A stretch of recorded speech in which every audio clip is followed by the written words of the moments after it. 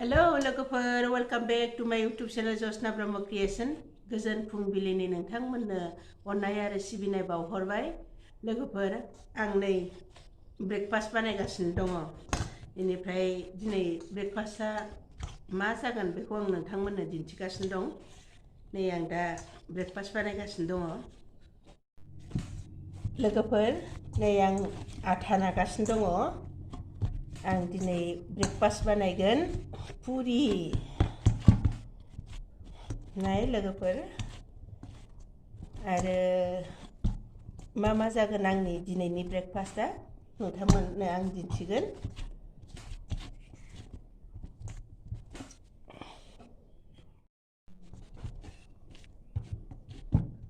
दा आं बेखौ दसे नानानै दोनथ'नानै आलु भाजा एवनानै लानोसै।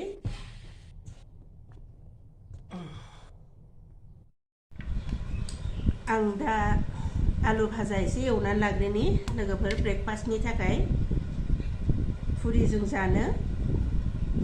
बिनिफ्राय आटाखौ आं दा नानानै दसे दोनबाय। आटाया दसे नानानै दोनोब्लासो मोजां जायो, रुटियानो जा बा पुरियानो जा।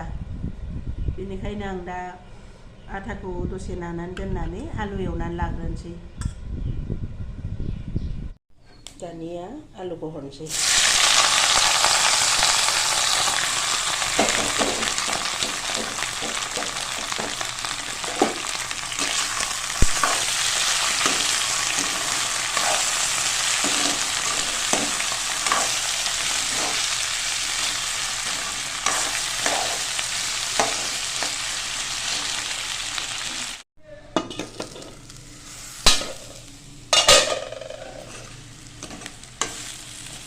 आलु भाजाया जासिगोनानो।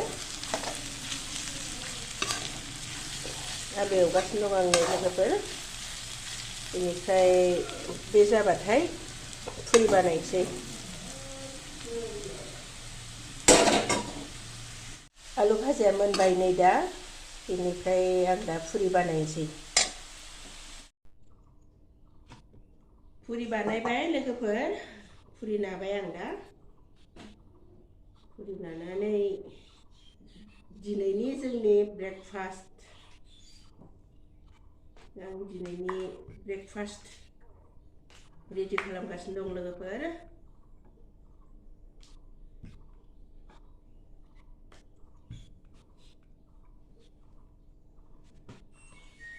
जाबाय एसेल' हो।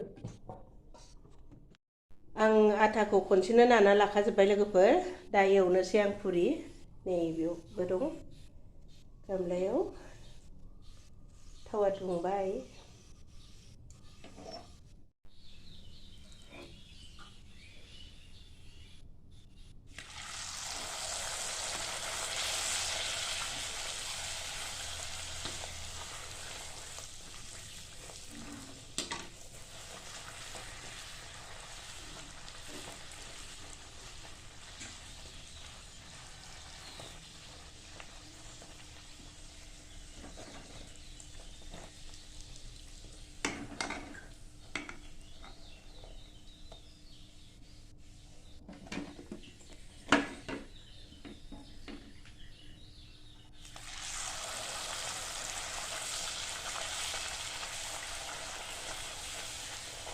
गासिबखौबो गांसे गांसे एवनानै लाग्रोजोबखानोसै दा।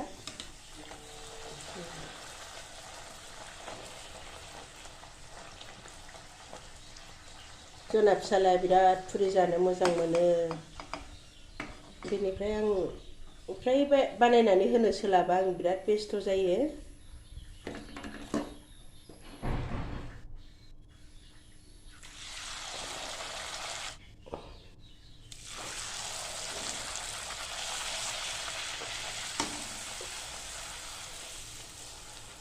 साराया गिदिरमोनब्ला खेबसेनो मोनथाम मोनब्रै होजागौमोन, नाथाय दा साराया फिसा नालाय आं मोनसेल' होनानै एवगासिनो दङ। साराया गिदिरमोनब्ला थाबबो जाबायमोन। अरजाया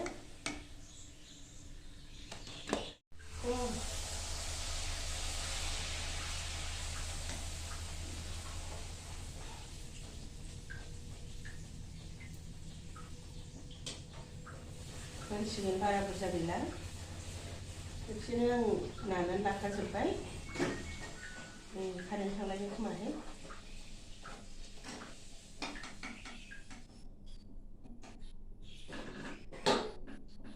लोगोफोर आंना पुरिया बानायजोबखांबाय बानायदोंबो बानायदों दिनै ब्रेकफास्टनि थाखाय जि बुरजा पुरि बानायखाबाय आं लोगोफोर दा आङो न'नि गासैनोबो ब्रेकफास्टनि थाखाय होनोसै लोगोफोर जोंनि दिनै ब्रेकफास्टआ नै रेडि जाबाय नै दा आं एसे चाटनिबो होनोसै बानलु चाटनि मानोना दानि गथ'फ्रा एकदम बानलु चाटनि जाखाथारो बिराद मोजां मोनो बानलु चाटनि जानानै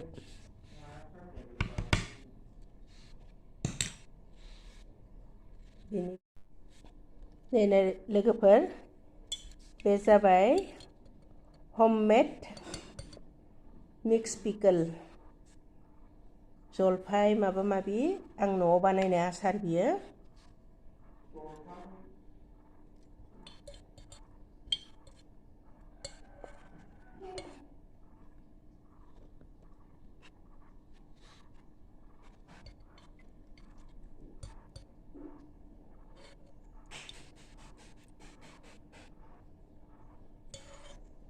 बे जाबाय मिक्स पिकल होममेड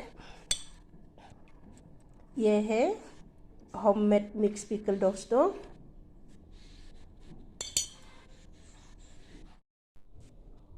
आरो जोंनि दिनैनि ब्रेकफास्टआव मोनसे थालांबाय लोगोफोर बे जाबाय अंडा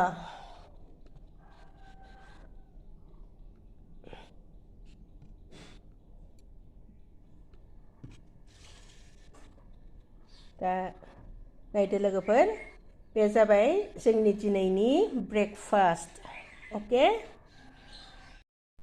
बिफाया फैदो जाजोब्बाय नै गथ'फ्रा खोनायाखै फैदो